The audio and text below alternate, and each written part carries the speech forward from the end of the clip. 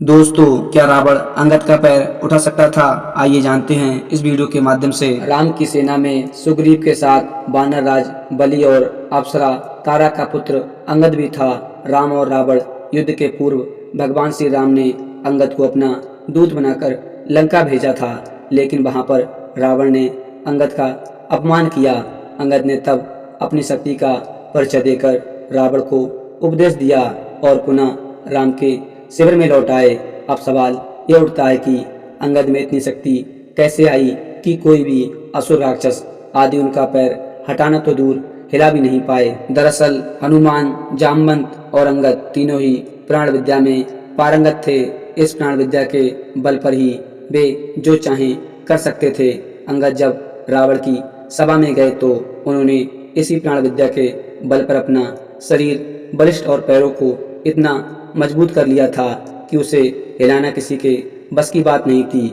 यह प्राण विद्या का ही कमाल था। अंगद के पिता बाली का प्रभु श्री राम ने वध कर दिया था। जब श्री राम ने बाली को बाण मारा तो वह घायल होकर पृथ्वी पर गिर पड़ा था। इस अवस्था में जब पुत्र अंगद उसके पास आया तब बाली ने उसे ज्ञान की मुख्यतः 3 बातें बताई।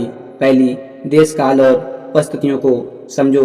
दूसरी, किसके साथ कब कहाँ और कैसा व्यवहार करें, इसका सही निर्णय लेना चाहिए।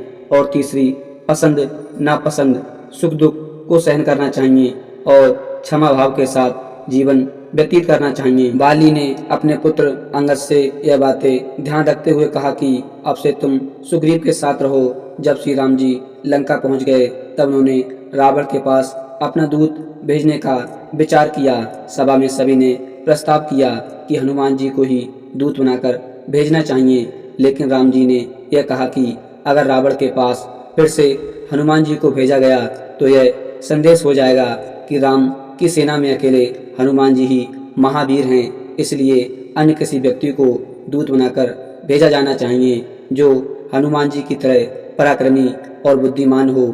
ऐसे में प्रभु श्री राम की नज़र अंगद पर जा टिकी। अंगद ने भी प्रभु श्री राम के द्वारा सौंपे गए उत्तरदायित्व को बखूबी संभाला। युद्ध के पूर्व प्रभु श्री राम ने अंगद को रावण की सभा में अपना दूत बनाकर सुलह करने के लिए भेजा था। प्रभु श्री राम ने अंगद से कहा कि हे अंगद, रावण के द्वार जाओ, कुछ सुलह हो जाए, उनके और हमारे विचारों में एकता आ जाए। जाओ, तुम उनको शिक्षा दो। जब अंगद रावण की सभा में पहुंचे तो वहाँ नाना प्रकार के वैज्ञानिक भी विराजमान थे। पण और उनके सभी पुत्र विराजमान थे। रावण ने कहा कि आओ, तुम्हारा आगमन कैसे हुआ? अंगद ने कहा कि हे प्रभु, मैं इसलिए आया हूँ कि राम और तुम्हारे दोनों के विचारों में एकता आ जाए। तुम्हारे यहाँ संस्कृति के प्रसार और अभाव आ गया है। अब मैं उस अभाव को शांत करने आया हूँ। चरित्र की स्थापना करना राजा का कर्तव्य होता है। तुम्हारे राष्ट्र में चरित्रहीनता आ गई है। तुम्हारा राष्ट्र उत्तम प्रतीत नहीं हो रहा है, इसलिए मैं आज आया हूँ। रावण ने कहा कि यह तो तुम्हारा विचार यथार्थ है, परंतु मेरे यहाँ क्या सूक्ष्मता है? तब अंगद बोले, तुम्हारे यहाँ चरित्र की सूक्ष्मता है।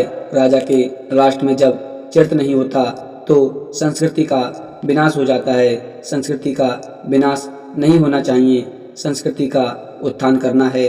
संस्कृति यही कहती है कि मानव के आचार विचार को सुंदर बनाया जाए, महत्ता में लाया जाए, एक दूसरे के पुत्री की रक्षा होनी चाहिए। वह राजा के राष्ट्र में पद्धति कहलाती है। रावण ने पूछा, क्या मेरे राष्ट्र में विज्ञान नहीं? अंगद बोले कि हे रावण, तुम्हारे राष्ट्र में विज्ञान है, परंतु विज्ञान का क्या बनता है? एक मंगल की यात्रा कर रहा है, परंतु मंगल की यात्रा का क्या बनेगा जब तुम्हारे राष्ट्र में अग्निकांड हो रहे हैं? हे रावण, तुम सूर्य मंडल की यात्रा कर रहे हो, उस यात्रा करने से क्या बनेगा जब तुम्हारे राष्ट्र में एक कन्या का जीवन सुरक्षित नहीं है? तुम्हारे राष्ट्र में क्या बनेगा? रावण ने कहा कि यह तुम क्या उच्चारण कर रहे हो? तुम अपने पिता की परंपरा शांत करने गए हो। अंगद ने कहा, कदापि नहीं। रावण ने कहा कि यह कटु उच्चारण कर रहा है। अंगद ने कहा कि मैं तुम्हें प्राण की एक क्रिया निश्चित कर रहा हूँ। यदि चरित्र की उज्ज्वलता है तो मेरा यह पग है। इस पग को यदि कोई एक क्षण भी अपने स्थान से दूर कर देगा तो मैं उस समय माता सीता को त्याग करके राम को अयोध्या ले जाऊंगा। अंगद ने प्राण की क्रिया की और उनका शरीर विशाल एवं बलवान बन गया। तब उन्होंने भूमि पर अपना पैर स्थिर कर दिया। राज्यसभा में कोई ऐसा बलवान नहीं था जो उनके पग को एक क्षण भी अपनी स्थिति से दूर कर सके। अंगद का पग जब एक क्षण भी दूर नहीं हुआ, तब अंत में रावण जब खुद अंगद के पांव उठाने आया तो अंगद ने कहा कि मेरे पांव क्यों पकड़ते हो? पकड़ना है तो मेरे स्वामी के चरण पकड़ लो।